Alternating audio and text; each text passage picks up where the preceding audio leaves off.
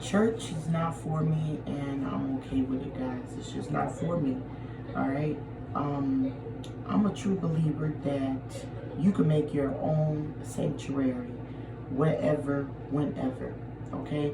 Um, I don't talk about anybody's religion or whatever, but you see the Muslim people, guys. They take their, I don't know what it's called, but they take their rug or their cloth and they go pray anywhere, guys, in public, in their home, wherever, guys. So same thing with Christians. You could have your prayer room anywhere. You don't necessarily have to go to church, guys, in order to praise God. And that's why I made this video, because basically church is just not for me. Now, to be honest with y'all, I've been living in Canada for now over 10 years, and I really just joined a church maybe a couple of months ago in my area. And you know, the pastor's wife, most people in the congregation are good people, but you know, of course, there's always going to be some snakish people in the church. They're going to be snakish people everywhere, but you know, it just made me realize that, you know, more and more, that you could have church anywhere. Before I joined this church, guys, I used to hold church in my home with my kids. To be honest, it didn't always go the best. It didn't always go the best, guys, because, you know, the kids weren't always engaged the way I wanted them to be engaged. But, you know, I tried. But regardless, guys, I still pray to God every day. I still worship God every day, more than once or twice or 3 times a day, guys. I find myself praying to myself constantly, especially with this world that we live in, guys. You have to stay prayed up, okay? But, you know, I listen to my worship music and all those wonderful things. But I don't know what y'all think. Y'all leave in the comments below. Me personally, I don't think that you have to be in the church in order to praise God. But, guys, I stopped going to the church that I joined 2 months ago. I just, you know, stopped going, guys, because of, to be honest with y'all, I do have a real reason. And it's because of just snakes in the church, guys. You know, I have my own self and my 8 kids that I have to deal with, guys, and I don't need to get up and go to a sanctuary and have to deal with snakes. You understand what I'm saying? While you're in a place of worship, I don't want to have to deal with that. So, you know, that's really the main reason why I decided just to not go. You know, I haven't gone in about 3 weeks, and I got a phone call from, you know, sisters from church and pastors, and they asked what was going on. And I did share with my pastor transportation issues, which is true. But I didn't share with him what I just shared with y'all, because I just didn't want to share that with him at that time.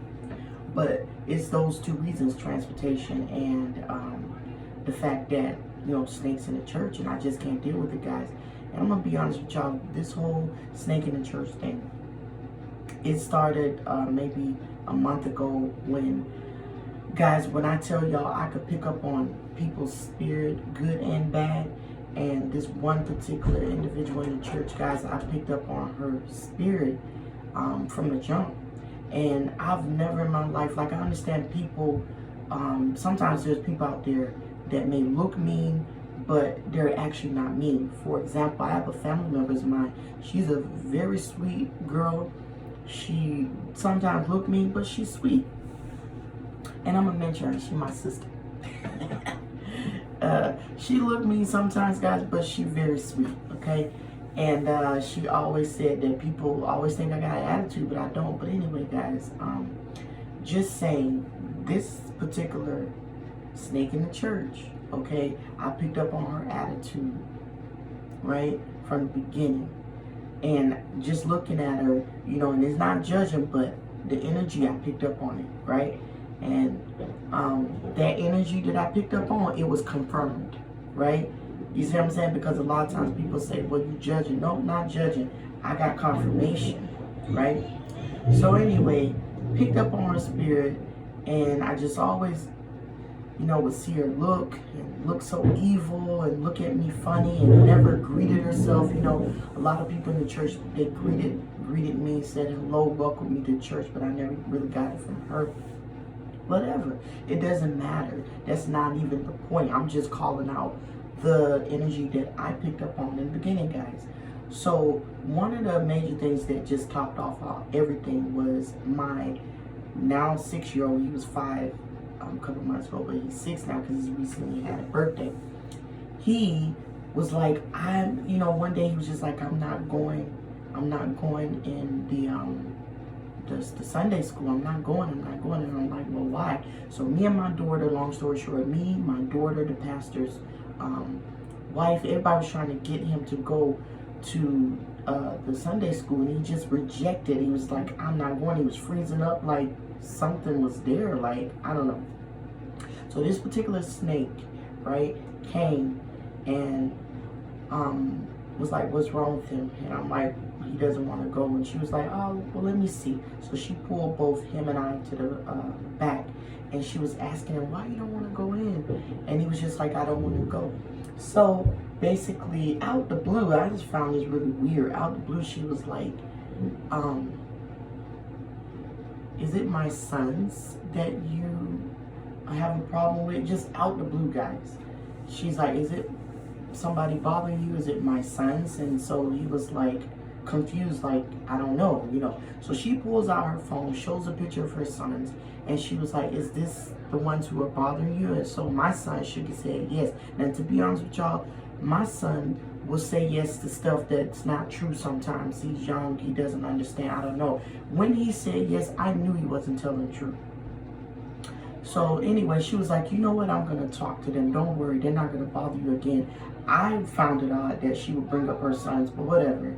And I knew my son wasn't telling the truth, but she was like, don't worry, go sit back with your mom. And that's what Dawson did. He came back, sat with me in the congregation, and she went back to the back. I guess she spoke to her sons. Who knows if it was the truth or not. But she came back to me looking really weird and strange and with that whole attitude saying, I spoke to my sons and they said they never said anything to your sons. It's just her whole face, guys. That's how she was looking. She said, my son said they didn't do anything to your son, so I don't know why you would say that.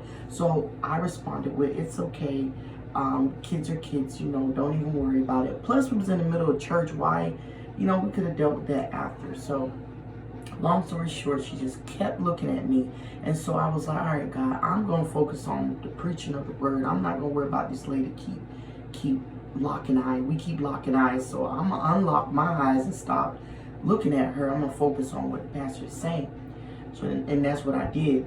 But, I was just notice certain things with her attitude. It was just, fishy. So what topped everything off, guys, the church had a barbecue one day, and I was invited to serve my cuisine, to share my southern style foods. Y'all know that I always try to share my soul food because I live in Canada and soul food's not popular. Of course, I'm in the north, and that's South food, right? So anyway, we're all setting up, and she shows up first.